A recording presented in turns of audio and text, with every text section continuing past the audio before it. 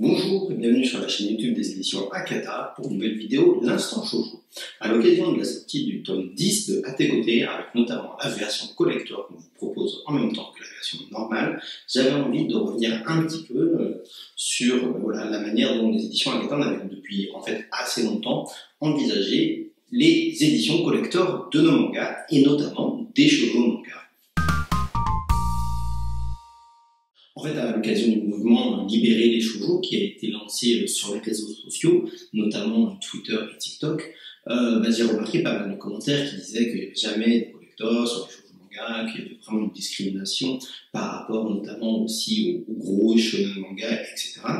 Et quand on a annoncé ensuite À tes côtés collector tome 10 en version collector, j'ai remarqué des gens qui disaient « Ah, enfin un collector shoujo, il n'y en avait jamais eu avant, etc. » Alors bien sûr, cet enthousiasme que vous avez eu vis-à-vis de cette version collector de À tes côtés tome 10, c'est quelque chose qui nous a fait très plaisir, mais qui a généré, je l'avoue, un tout petit peu de frustration en moi. Pourquoi ?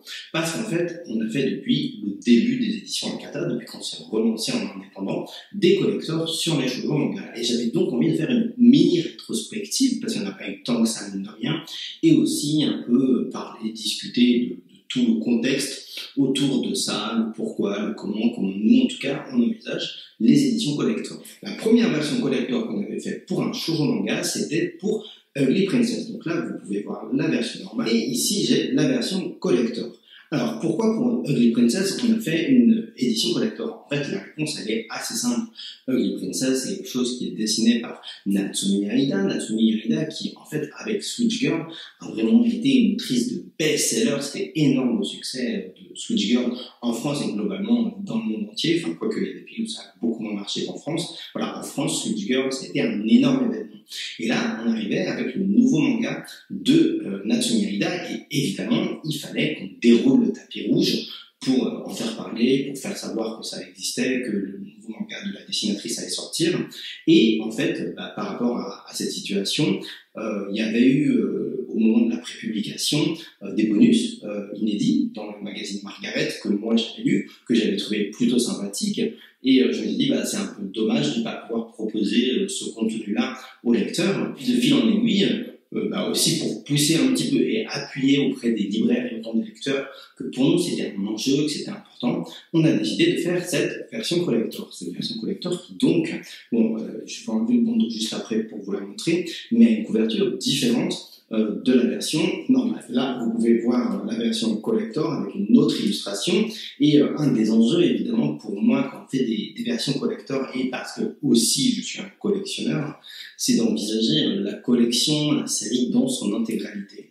Vous avoue souvent, moi, en tant que lecteur, j'aime bien avoir des collections qui sont un peu cohérentes, qui sont jolies dans les étagères, et ça me frustre parfois quand je vois certaines éditions collector qui cassent un petit peu les charmes graphiques des séries. C'est quelque chose qui se fait partout, pas que en France, mais même au Japon des fois. Il y a des versions collector qui, je trouve, ne sont pas en cohérence graphique avec le reste des tomes, et moi, ça me frustre en tant que lecteur. Donc, une des choses sur lesquelles j'ai toujours tenu à faire attention quand vous proposez des versions collector, c'est de faire en sorte que la charte graphique globalement de la collection soit respectée. Et puis aussi, j'avais pas envie forcément de forcer les gens à acheter en fait les deux tomes, la version normale et la version collector, parce que en fait les mangas déjà c'est assez cher comme ça, et vous préférez peut-être la couverture normale, peut-être que vous aimez la version collector aussi, que vous voulez voir les deux illustrations. Mais déjà dès Ugly Princess, on avait conceptualisé cette version collector pour que les gens qui vont acheter cette version-là ne soient pas frustrés de ne pas avoir la version normale. Et comme on a fait, assez évidemment, on a mis en page couleur au début du tome la couverture de la version normale. Ce qui permet en fait aux lecteurs, aux fans, aux gens qui apprécient le travail de Natsumi Arida d'avoir toutes les illustrations qui sont disponibles en français pour l'édition française. Et au-delà de ça, en fait, un des vrais enjeux, un des vrais ajouts qui m'intéressait dans cette version collector, c'était de pouvoir vous proposer le contenu que j'avais découvert et que j'avais lu justement dans les pages du magazine Margaret au moment de la prépublication. Et il était là pour moi le vrai enjeu. Et en fait, au-delà des pages couleurs, vous avez surtout tous ces bonus, ces petits blabla de Natsumi Arida, aussi avec une interview rencontre de sa responsable éditoriale qui parle un petit peu de comment elles ont conceptualisé la naissance de la série, quels échanges elles ont eu, etc. Et je pense que c'était important pour les Princess de faire ça, parce que une des choses qui avait été vraiment très marquante dans Switch Girl, c'était justement la manière dont Natsume Aida elle était sans filtre aussi dans ce blabla d'autrice, etc.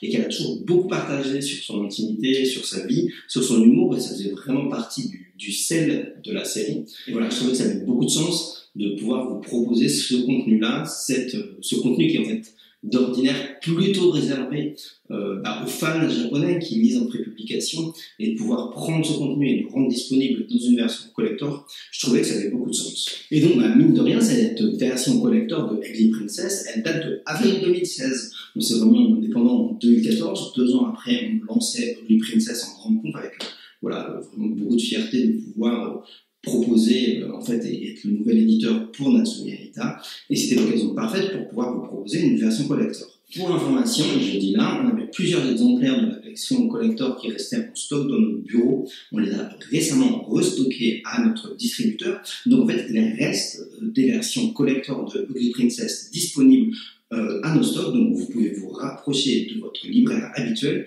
pour qu'il vous en commande, et ça sera pendant quelques temps, quelques semaines, je pense, possible de mettre la main sur cette version collector. Actuellement, les tomes 6 et 7 de Ugly Princess, là, aujourd'hui, on est en octobre 2022, sont en rupture de stock, mais ils vont être réimprimés prochainement. Donc, si vous ne connaissez pas encore ce manga de Natsume Aida, n'hésitez pas à le commencer, pourquoi pas, avec cette version collector, parce que de toute façon, tous les tomes seront bientôt prochainement disponibles. Autre série pour laquelle on a fait une version collector, évidemment, puisqu'on est là pour parler de shoujo manga, Perfect World. Perfect World qui est, je pense aussi, une série très emblématique de notre catalogue et qui a beaucoup marqué les lecteurs et les lectrices de manga, de shoujo manga. Ça a été un des, pas premier, mais c'était un des gros succès vraiment des éditions à Qatar indépendant. Et puis il y a eu des temps forts, et notamment dans les temps forts, il y a eu l'invitation de Rie Haruga à Japan Expo, et ça a été vraiment des moments très touchants où il s'est passé beaucoup de choses.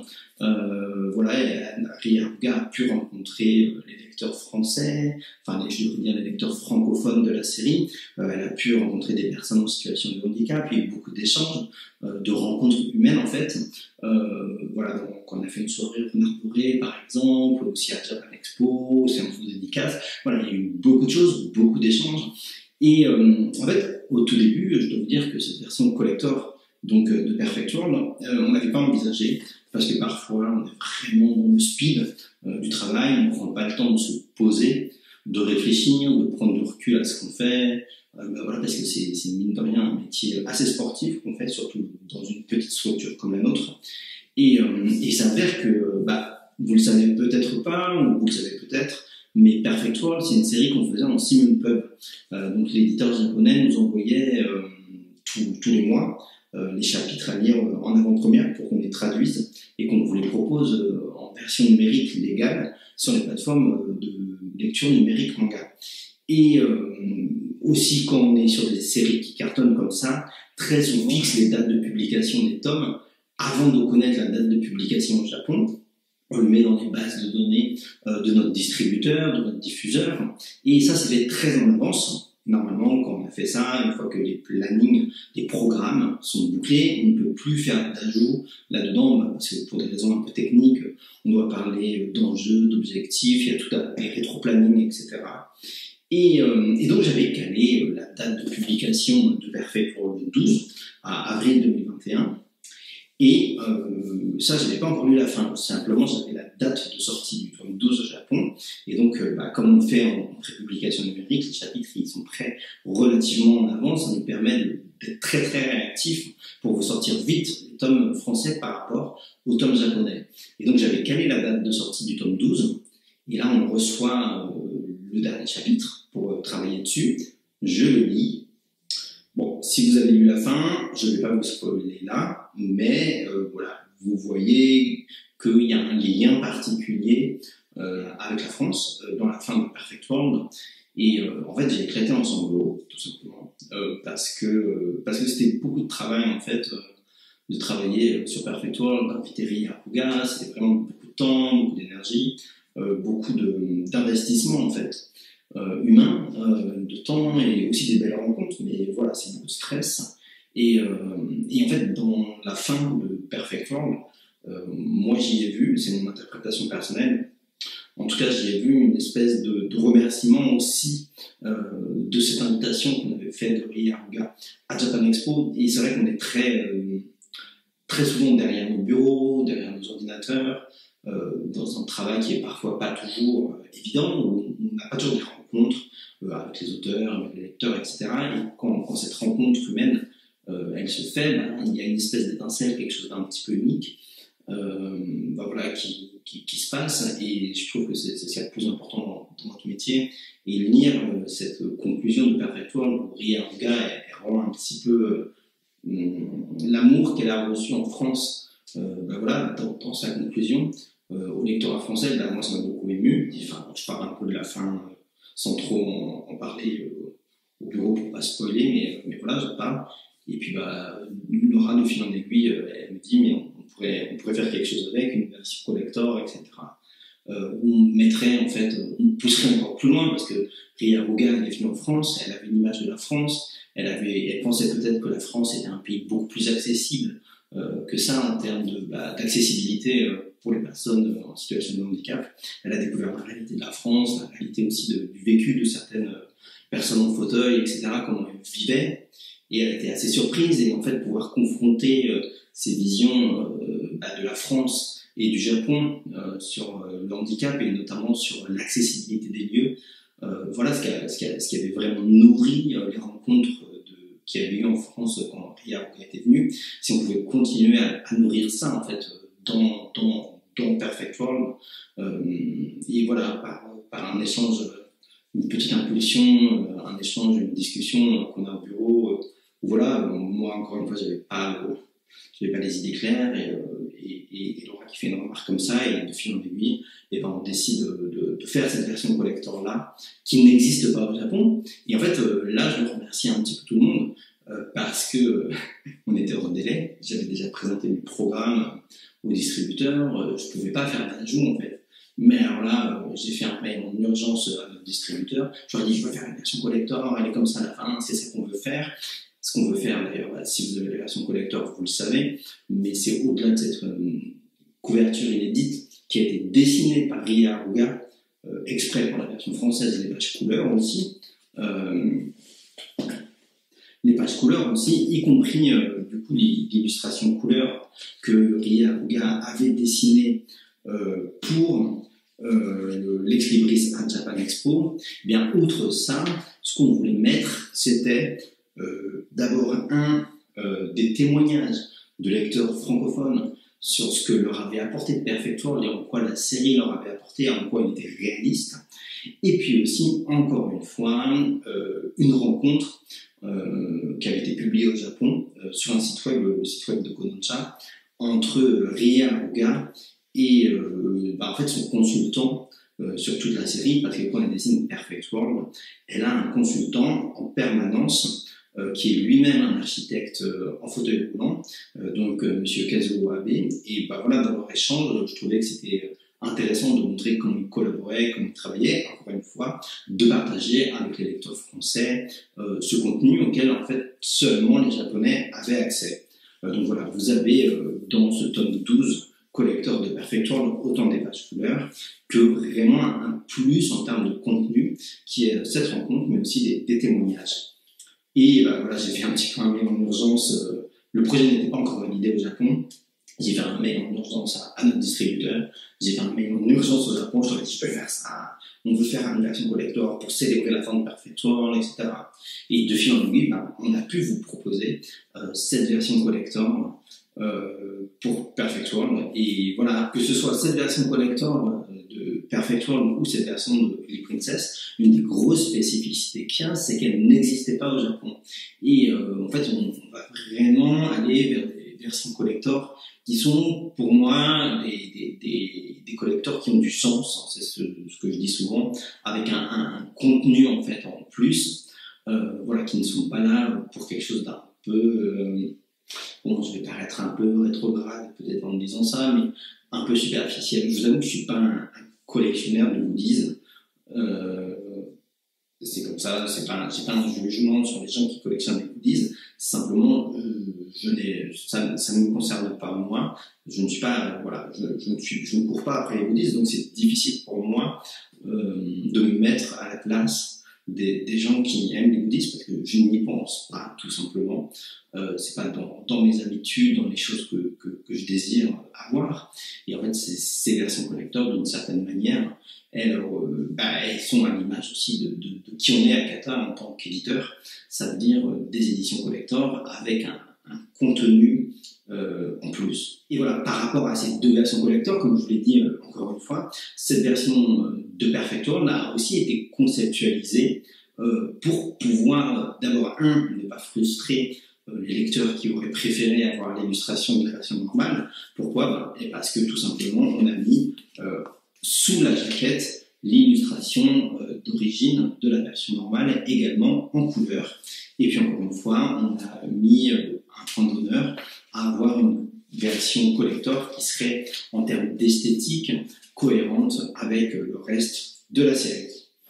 Et puis évidemment, il y a la dernière version collector qu'on vient tout juste de sortir, à savoir la version collector de À tes côtés tome 10. Là, le projet est très différent, tout simplement parce que c'est une version collector qui existe au Japon. Donc l'impulsion ne vient pas de nous, l'idée ne vient pas de nous. C'est vrai que À tes côtés, c'est mine de rien une série qui monte. Et c'est un des points que je voulais aborder dans cette vidéo. Les versions collector, on ne peut pas en faire pour tous les titres. On ne peut pas le faire systématiquement. Personnellement, je pense qu'il faut que ça se justifie en termes de contenu ou en termes peut-être de moment pour le faire. Et en fait, sur le tome 10 de À tes côtés, c'est un tome marquant en termes de tomaison. Enfin, c'est pas un tome 4 lié au pif, hein. C'est pas un tome 4, c'est pas un tome 7, c'est un tome 10. Symboliquement, on passe un cap. Et puis, c'est aussi une série, mine de rien, qui était en train de monter en France. Elle monte aussi pour plusieurs raisons, mais c'est une série qu'on a accompagnée pendant un long moment. On a fait de la publicité à plusieurs reprises avec des opérations promo autour du travail de Megumi Morino, qui est vraiment une autrice qu'on défend depuis le début de sa carrière. Et notamment, cette année, en 2022, À tes côtés a également été dans l'opération des 48 heures de la BD. Et voilà, c'était une double dynamique pour vous mettre en avant vraiment cette série-là, pour se dire, voilà, on a envie d'appuyer dessus, on a envie de la faire connaître, on a envie qu'elle se distingue des autres shoujo mangas qui sont publiés en France, mais que même nous on publie, voilà, d'appuyer vraiment dessus.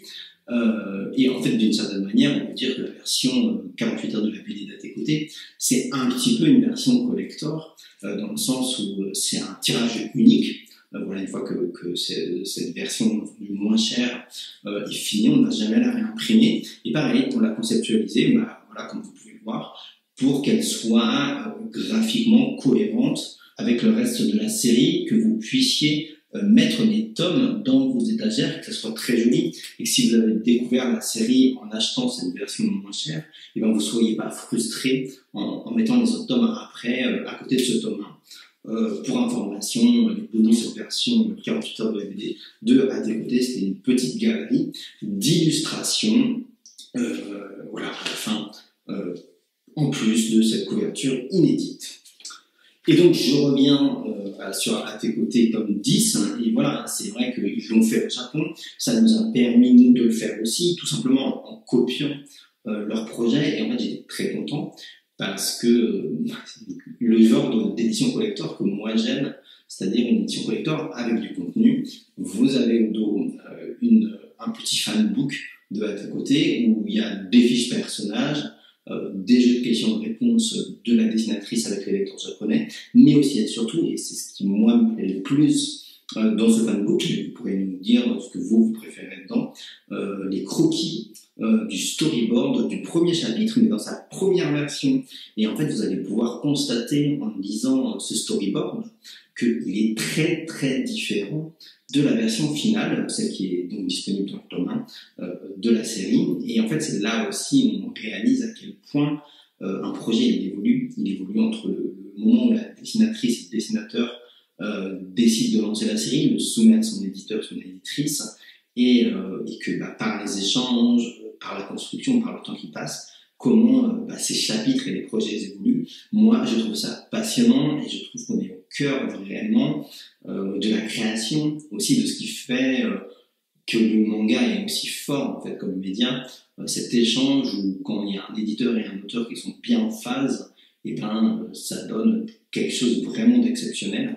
Et c'est ce qui exprime vraiment pour moi ce fanbook, puisqu'on va pouvoir découvrir le travail, en fait, vraiment le travail très concret qui est réalisé autant par Megumi Morino que par son tonto, son éditeur ou éditrice.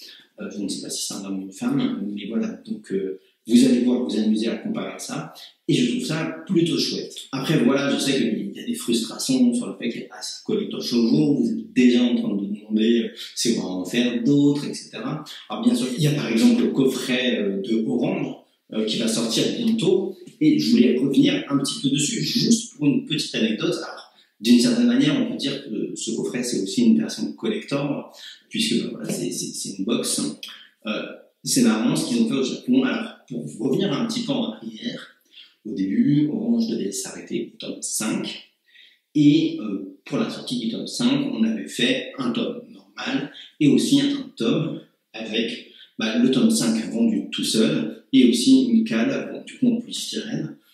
C'est pas l'idéal écologiquement, mais voilà, c'est le plus simple, et c'est ce qui protège aussi le mieux autant le box que le livre. Mais voilà, on avait fait une cale comme ça pour que les gens qui avaient acheté la série depuis le début puissent aussi avoir le coffret qu'on avait fait à l'époque. C'est quelque chose qui avait été énormément apprécié au Japon, et notamment par Ichigo Takano, aussi d'autres choses qu'on avait faites, comme les magnets, etc., pour le Japan Expo. Et du coup, elle avait dit à son éditeur, c'est bien, vraiment c'est bien. Sous-entendu, j'aimerais bien peut-être qu'on fasse un petit peu ça pour le Japon.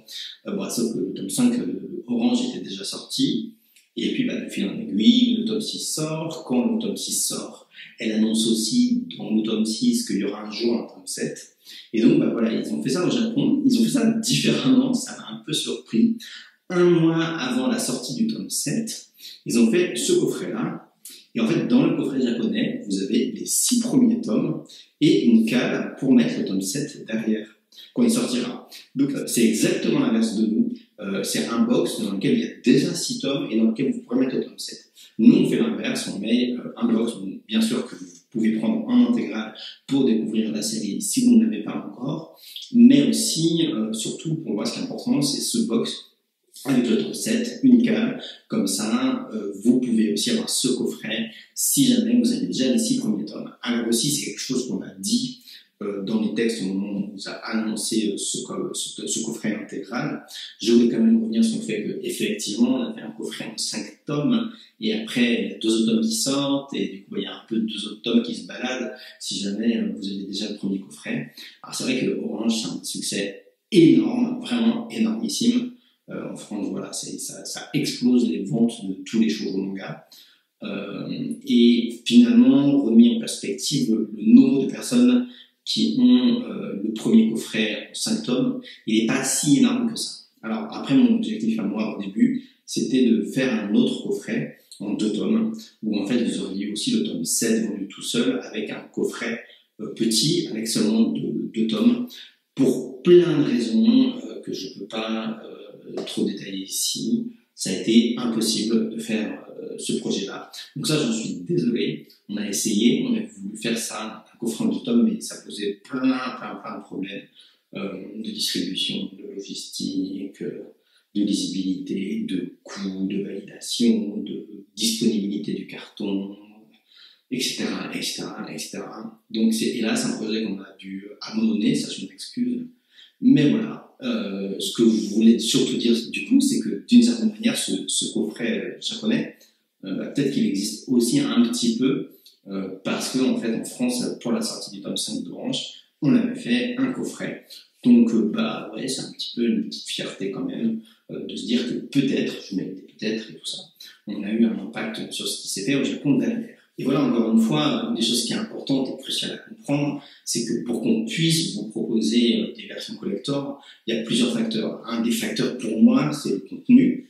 Encore que là-dessus, j'ai bien conscience qu'il faut que je sorte, entre guillemets, de ma zone de confort, de mes propres envies à moi, et que si en tant que lecteur vous avez envie de choses peut-être un peu plus goodies, etc., on est obligé de peut-être se poser la question.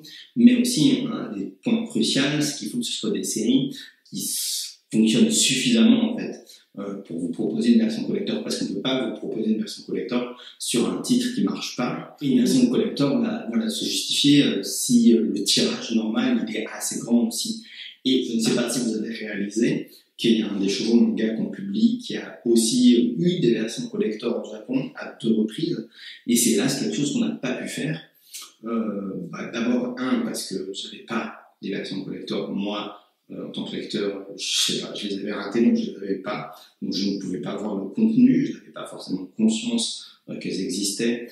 Et encore une fois, comme je vous ai dit avant, la série n'était pas à des niveaux de vente suffisants qu'on puisse faire des collectors. Alors, ça ne veut pas dire que c'est un flop, loin de là, mais voilà, cette série-là, vous l'avez peut-être déjà identifié, mais voilà, c'est My Fair Oneboy, qui est une série qui a au Japon un très très beau succès. Et en fait, le tome 5 et le tome 10 avaient des versions collector au Japon. Alors, en France, c'est quelque chose qu'on n'a pas fait. Tome 5, je vous avoue que je ne me suis même pas posé la question, juste parce que je n'avais pas pensé, j'avais oublié l'existence de cette version collector au Japon. Et puis, pour le tome 10 de My Fair Oneboy, on s'est un petit peu posé la question. Moi, j'aimais beaucoup la version collector japonaise en termes d'illustration, parce que les deux persos, ils sont inversés. C'est lui qui est en robe et c'est elle qui est en costume. Donc par rapport au contenu de My Fair Oneboy, je trouvais ça plutôt chouette. Hélas, les ventes de la série, même si elles ne sont pas mauvaises, loin de là, ne justifiaient pas en termes d'investissement, de temps, etc., de pouvoir vous proposer une version collector pour finir cette série-là. Pour vous dire les choses très clairement, ça fait partie des séries dont le succès a été un petit peu ralenti par la crise Covid. Il y a des séries comme ça qui ont un petit peu souffert, hélas, quand il y a eu les confinements, etc., puis il y a eu des reports de livres, il y a eu des opérations commerciales ratées aussi, parce qu'on avait envisagé sur ce manga-là une opération de marque-page. En fait, vous pouviez avoir une planche de marque-page offerte pour l'achat d'un tome de la série, et cette opération a été faite, mais elle est tombée pile au moment du premier confinement, donc ça a mis le bazar, etc. Voilà, c'est des choses du passé qui expliquent que la série n'a pas disons, décollé autant qu'elle aurait pu, à mon avis, et qui fait que du coup on n'a pas pu vous proposer 2 versions collector à ce tome 10. Donc voilà, je sais que c'est un peu bizarre peut-être de vous parler de ça, parce que on tend le bâton pour vous dire on n'a peut-être pas fait les choses, et peut-être ça va générer des frustrations, mais voilà, c'était aussi pour expliquer un petit peu quand est-ce qu'on peut faire des versions collector, pourquoi parfois on ne peut pas en faire.